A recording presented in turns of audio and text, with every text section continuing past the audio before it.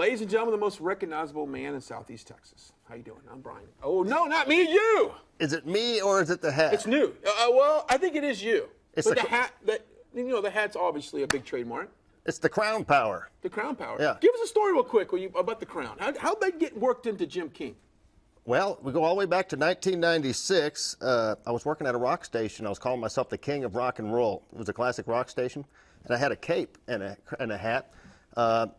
This group that I was working with had two stations. They had a Christian station, and they also had a country station. Actually, the Christian station became a Christian station. It was classic rock. One day, my boss came to me, and he gave me a cowboy hat, and he says, "Here's your new crown." And I went home. I was kind of depressed because I was going to be a country DJ. I went from classic rock to country DJ because they're changing the classic. So you were walking out with like Aerosmith, Stones, yeah, Led like Zeppelin. So you're a rocker deep down inside. Jim King of the Road's a rocker. I started my radio career in rock and roll out in Palm Springs, a hard rock station. So I called myself the king of rock and roll because I was Jim King. And he gave me that cowboy hat, and I was at home one time. Drinking a few adult beverages. Sure. And what did you drink of choice, by the way? I'm just curious. What do you drink? Dos Equis. Oh, you're a beer guy. I don't often drink beer, but when I do, it's Dos Equis.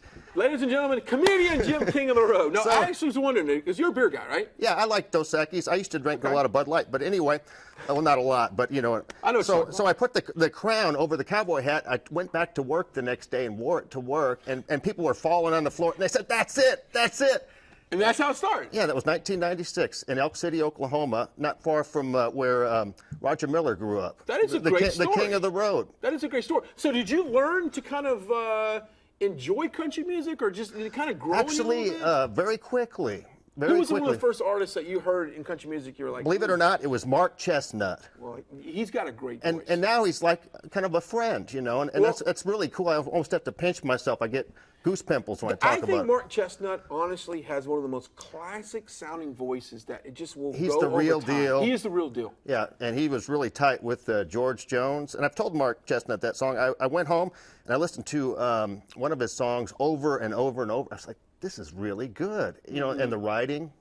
I like country because you can hear the words and there's a lot of emotion. Do you like old school country? Do you like the Hank Williams Jr., the Merle Haggard? In fact, on King's Country at kingscountry.net, we play Johnny Cash, we play the Hag, we play George Jones, we play all the greats. Aaron Lewis. Aaron Lewis, yeah, we play a lot of the current stuff. In fact, we're Mickey Ashworth, my music director, is always adding new stuff. Him and I differ on one topic, though. I got to tell you, in the break, I'm a big Taylor Swift fan. And apparently, Taylor Swift doesn't have too many songs on your King's. We have one Taylor Swift song. It's the one she does with Tim McGraw, The Highway Don't Lie. Yeah. And I like that song, but she sings very little in that. She says the same thing over and over. Yeah.